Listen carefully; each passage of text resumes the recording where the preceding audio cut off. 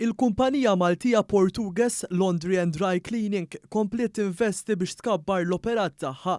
F'pandemija u bajnuna mill-Malt Enterprise, il-kumpanija li tispeċjalizza fuq il-ħasir tal-ħwejjeġ, twapet, purtieri, il-biss tat-tiġijiet u ħafna aktar, wetqet investiment ta' kważi €2 miljun fi żjara li jagħmlu l-Ministru għall-Intrapriża Mirjam Dalli u l-Kap Eżekuttiv tal-Malt Enterprise Gert Farrugia fl-Imrieħel.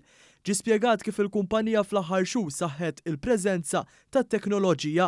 F'kumment ma' One News iċ-Chairman Eżekuttiv Ian Portugues spjega x'kien l-investiment li sar. Kenna investiment fejn faqna 1.2 miljon biex kabbarna l-operat ta' fejn qed noperaw minnu bħalissa, kabbarna il-size ta' fejn aħna nistgħu naħdmu.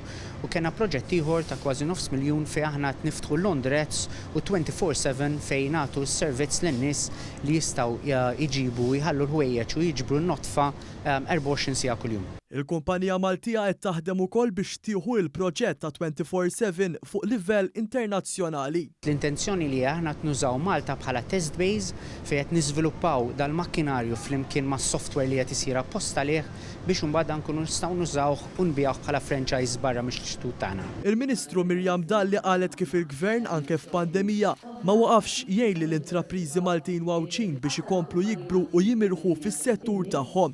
Hija nnotat ukoll kif ħafna kumpaniji, inkluż ta' Portugues, qed jaqilbu l-operat tagħhom għal mod sostenibbli u li jkun ħabib tal-ambjent. Nemmen li l-businesses tal-familja f'pajjiż żgħar bħal tagħna huma s-sensla tan-negozju u l-kumpaniji li għandna llum. U rridu nkomplu nagħtu l-għajnuna meħtieġa b'mod partikolari meta qegħdin naraw interess kbir anke minn dawn il-kumpaniji lokali u anke determinazzjoni biex jiddiversifikaw l-operat tagħhom biex jinvestu aktar u qegħdin iħarsu lejn swieq barranin.